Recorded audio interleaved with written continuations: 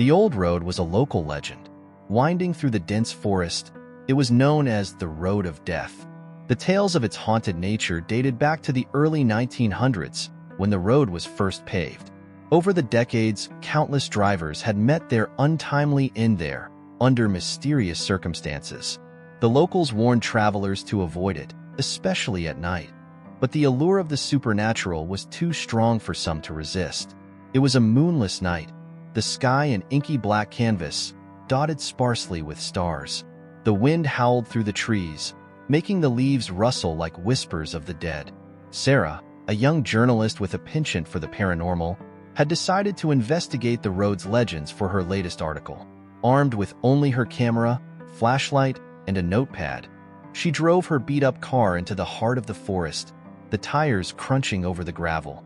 As she drove deeper, the trees grew denser, their twisted branches forming a canopy that blocked out what little light the stars provided. The air grew colder, sending shivers down her spine. The road seemed to stretch endlessly, with no signs of civilization in sight. She had been driving for what felt like hours when her car suddenly sputtered and came to a halt. The engine refused to start again, no matter how many times she turned the key. Stepping out of the car, Sarah shone her flashlight around, the beam cutting through the darkness. She decided to walk down the road, hoping to find a house or another vehicle. The silence was deafening, broken only by the crunch of her footsteps on the gravel. As she walked, she began to notice strange things. The trees seemed to close in on her, their branches resembling gnarled fingers reaching out to grab her. The air grew heavy with the scent of decay, making it hard to breathe. Suddenly, she heard it, a faint, rhythmic sound. Thump, thump, thump. It grew louder, echoing through the forest. Her heart pounded in her chest as she followed the sound, her curiosity getting the better of her fear. She soon came upon a clearing where an old, decrepit house stood. It was a relic from another time, its windows shattered and the walls covered in ivy. The thumping sound was coming from within. With trembling hands, Sarah pushed open the creaky door and stepped inside. The air was thick with dust, and the floorboards groaned under her weight. She followed the sound, her flashlight revealing glimpses of the house's former grandeur. Ornate furniture covered in sheets, a grand staircase leading to the upper floors, and portraits of stern-looking individuals hanging on the walls. The thumping grew louder as she approached a door at the end of the hallway. Taking a deep breath, she pushed it open. Inside, she found a room filled with old toys and children's drawings, the walls painted with faded, cheerful colors. In the center of the room stood an old rocking horse, moving back and forth on its own. Thump, thump, thump. Sarah's breath caught in her throat as she realized the source of the sound. The horse's eyes glowed red, and its mouth moved as if whispering something. She strained to hear, but all she could make out was a faint, eerie laughter. The temperature in the room plummeted, and she could see her breath in the air. Suddenly, the laughter stopped, replaced by a chilling silence. Sarah felt a presence behind her, and she slowly turned around. Standing in the doorway was a figure, shrouded in darkness. It was tall and thin, with long, bony fingers and eyes that glowed like embers. It moved towards her with a fluid, almost serpentine grace, its movements silent and unnerving. She stumbled back, tripping over a broken toy and falling to the ground. The figure loomed over her, its eyes piercing into her soul. It reached out, its fingers brushing against her cheek, and she felt a cold so intense it burned. The figure leaned in close, its breath like ice against her skin, and whispered, "Welcome to the Road of Death." Sarah scrambled to her feet and bolted out of the house, her flashlight beam bouncing wildly as she ran. She could hear the figure's footsteps behind her, growing louder and faster. She ran down the road, her lungs burning and her heart pounding. The forest seemed to come alive around her, the trees whispering her name, their branches clawing at her clothes and hair. In her panic, she stumbled upon an old, rusted car, its doors hanging open. She climbed inside, slamming the door shut behind her. The figure appeared outside the window, its eyes glowing with malevolent intent. It pressed its face against the glass, its lips curling into a sinister smile. Sarah screamed, pounding on the horn in a desperate attempt to scare it away. The figure slowly backed away, its eyes never leaving hers. It disappeared into the darkness, and for a moment, all was silent. Then, she heard it again. Thump, thump, thump. The sound was coming from the trunk of the car. She hesitated, but her curiosity got the better of her. She climbed out and opened the trunk, her flashlight illuminating its contents. Inside, she found a collection of old, blood-stained clothes and a notebook. She opened the notebook, the pages filled with frantic, barely legible writing.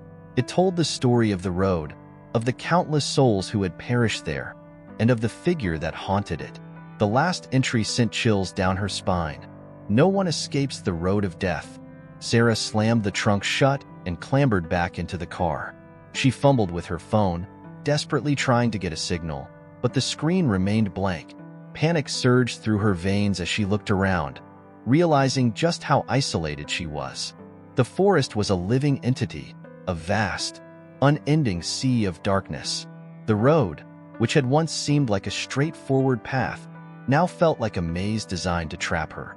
She took a deep breath and started the car again, hoping against hope that it would work. Miraculously, the engine roared to life. She floored the accelerator, speeding down the road, her eyes darting to the rearview mirror every few seconds. The forest whipped by in a blur, the trees appearing as grotesque, distorted figures in the dim light. The road twisted and turned, each bend revealing more of its sinister nature. Strange shapes seemed to dart out from the corners of her vision, only to disappear when she tried to focus on them. The haunting sound of the thumping never left her ears, growing louder and more insistent with each passing moment. Just when she thought she might escape the forest, she saw a flickering light up ahead. She slowed down and realized it was an old village, its buildings dark and abandoned. The village was a relic from another era, its wooden structures sagging and overgrown with vines. Sarah parked the car and stepped out, her flashlight casting long, eerie shadows as she made her way through the deserted streets. The air was thick with the scent of damp earth and rotting wood. As she walked, she noticed the doors of the houses were all open, as if the inhabitants had left in a hurry. Curious, she peeked inside one of the buildings. The interior was dusty and cluttered, filled with old furniture and personal belongings left behind. It was as if the village had been frozen in time. She ventured further, her flashlight beam revealing glimpses of the village's past. A child's toy here, a photograph there. The sense of abandonment was palpable, and the silence was oppressive. She felt like she was being watched, the hairs on the back of her neck standing on end. As she explored, she stumbled upon an old church at the center of the village. Its doors were ajar, and the interior was shrouded in darkness.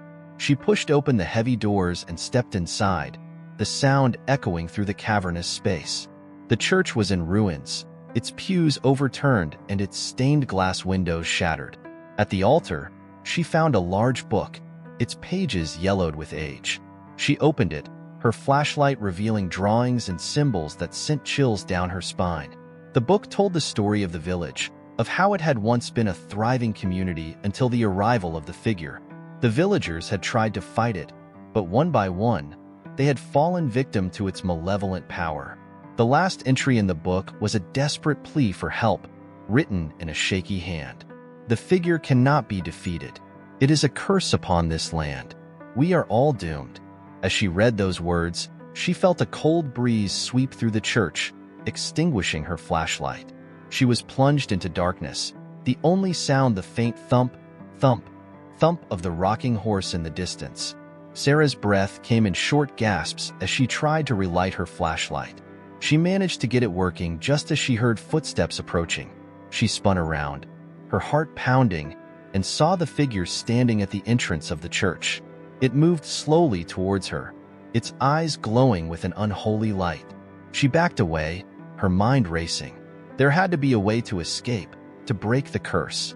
She remembered the notebook and the book in the church, both hinting at some kind of ritual or spell. Desperation gave her strength as she ran towards the altar, flipping through the pages of the old book. There, she found it. a ritual that promised to banish the figure back to the darkness from which it came. She gathered the necessary items from the church, a silver cross, a candle, and a vial of holy water. She arranged them on the altar, her hands trembling as she began to recite the incantation. The figure drew closer, its presence overwhelming. She could feel its cold breath on her neck as she spoke the final words. The surrounding air crackled with energy as the ritual took effect. The figure let out a piercing scream, its form flickering like a glitch in reality. It lunged at her, its fingers outstretched, but was stopped by an invisible barrier. The church shook as if an earthquake was tearing through it, the walls cracking and the floor buckling. Sarah continued the incantation, her voice rising above the chaos. The figure writhed in agony, its form distorting and dissolving. With one final, deafening scream, it was pulled into the ground, leaving behind a charred mark where it had stood. The church fell silent, the oppressive atmosphere lifting. She collapsed to the ground, exhausted but relieved. She had done it. She had broken the curse. But as she lay there, catching her breath, she couldn't shake the feeling that it wasn't over. The road of death had taken so many lives, and she knew that such evil couldn't be vanquished so easily. Sarah gathered herself, pushing away the lingering sense of dread. She had to leave the village, to put as much distance as possible between herself and the cursed road. With the first light of dawn breaking through the shattered windows, she made her way back to her car. The forest was eerily silent, the oppressive weight of the night lifting as the sun rose. She drove carefully, her eyes scanning the road for any sign of danger. The sense of being watched persisted, but she kept her focus on the road ahead. The old village and the haunted church faded into the background, replaced by the familiar yet ominous landscape of the forest. Just as Sarah thought she had escaped, the car's engine sputtered again. She cursed under her breath and pulled over, stepping out to check under the hood.